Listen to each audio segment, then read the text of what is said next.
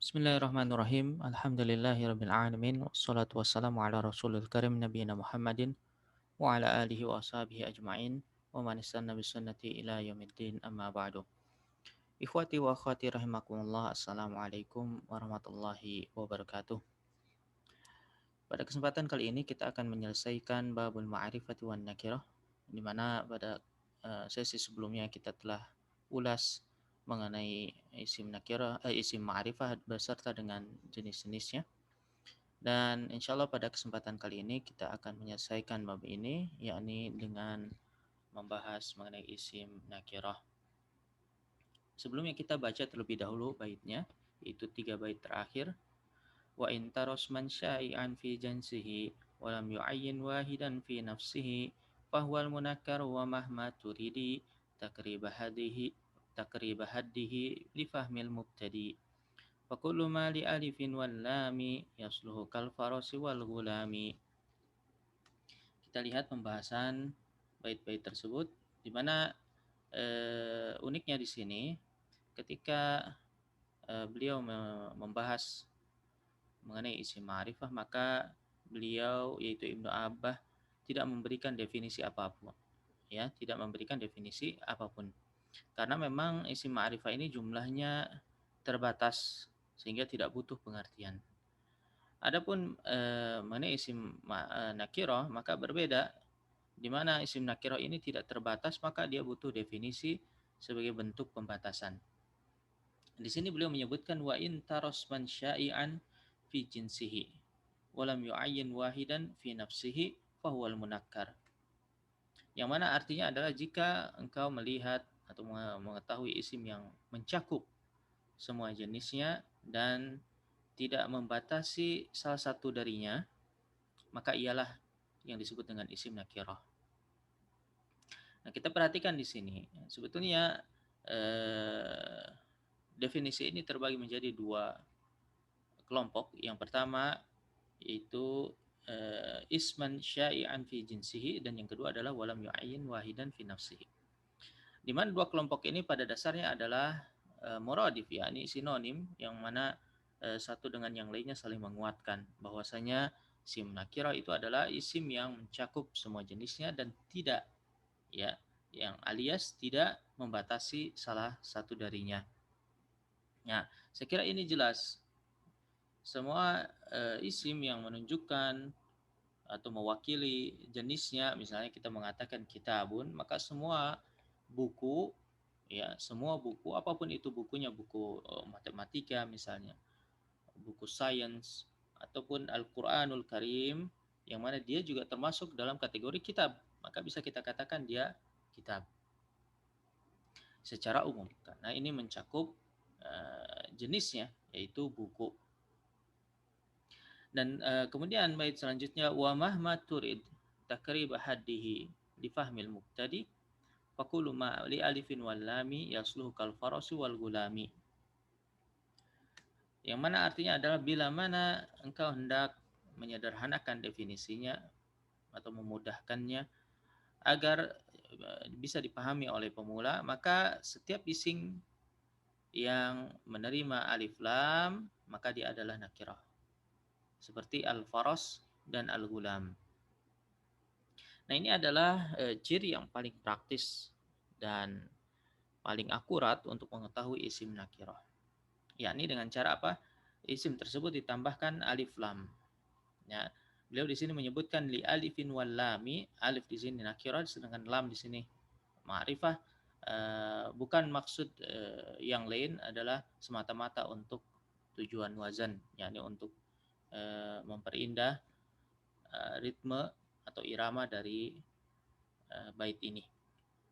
Boleh kita katakan al alif wal lam atau alifun walamun atau al, ya, di dalam keseharian di luar daripada syair, maka boleh antum memilih istilah yang mana yang disukai.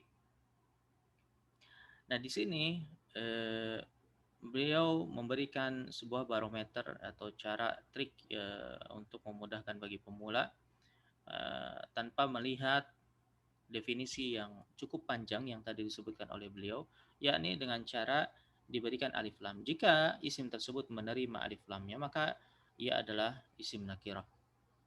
Jika tidak, maka dia bukan nakirah.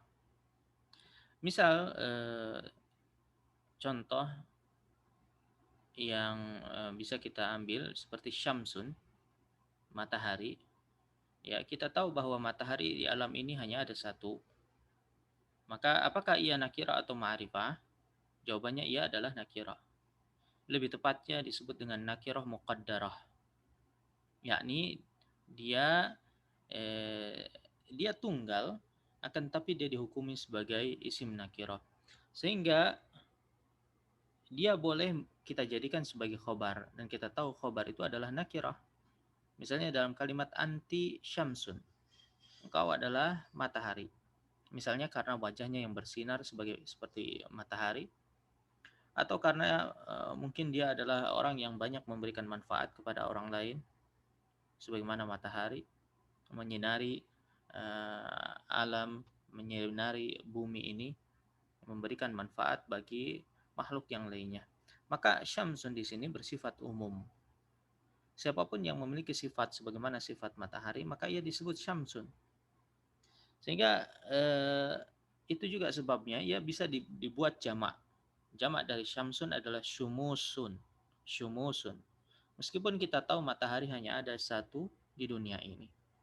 Karena boleh saja kita mengatakan bahwa matahari sekarang lebih panas dari matahari kemarin. Syamsu al-yaum aharru atau asyaddu hararatan min syamsi amsi misalnya. Ya, matahari hari ini lebih panas dari matahari kemarin, atau lebih cerah, ya, atau lebih ceria dan seterusnya. Nah, ini menandakan bahwa matahari ini bisa berbeda-beda setiap harinya, setiap waktunya.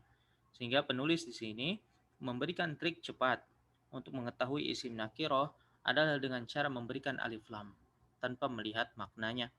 Karena boleh jadi ada satu benda yang ia memang tunggal dan satu-satunya di dunia ini, akan tetapi dihukumi nakirah seperti syamsun tadi. Dan bisa kita berikan alif lam syamsun menjadi asyams. Asyams. Maka syamsun di sini adalah nakirah. Adapun yang beliau berikan contoh di sini kal farasi wal gulam. Ini contoh untuk isim yang ghairu akil, ya, al faras itu kuda, ya, tidak berakal, diberikan al dan bisa, maka faras di sini dia nakirah, ya, dia nakirah. Dan al gulam ini contoh isim yang akil, berakal, yaitu seorang pemuda, ya, juga bisa diberikan alif lam. Nah, kita ambil kesimpulan dari bab kita ini, di mana isim ma'rifah itu terbagi menjadi 5 jenisnya sebagaimana disampaikan oleh Ibnu Abbah.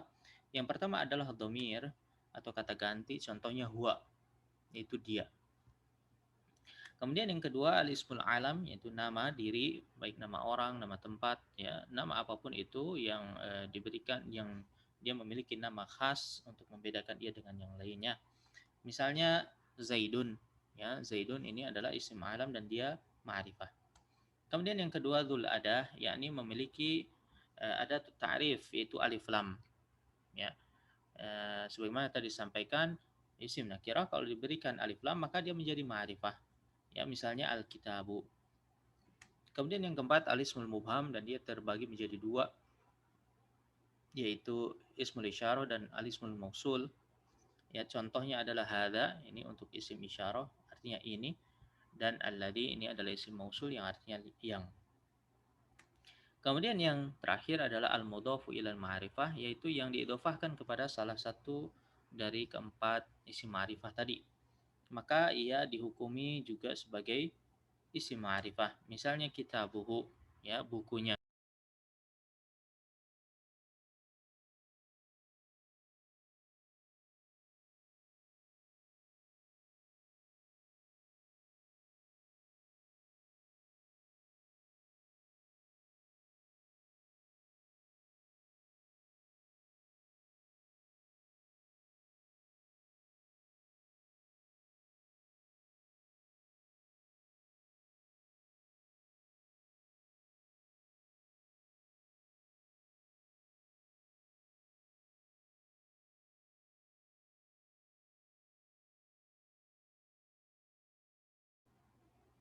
Ibnu Abbah memberikan definisi untuk isim nakirah yaitu ma yasluhu lil alif wal lam, yakni yang bisa menerima alif lam seperti kitabun, boleh kita katakan al-kitabu. Nah, itu saja yang bisa saya sampaikan.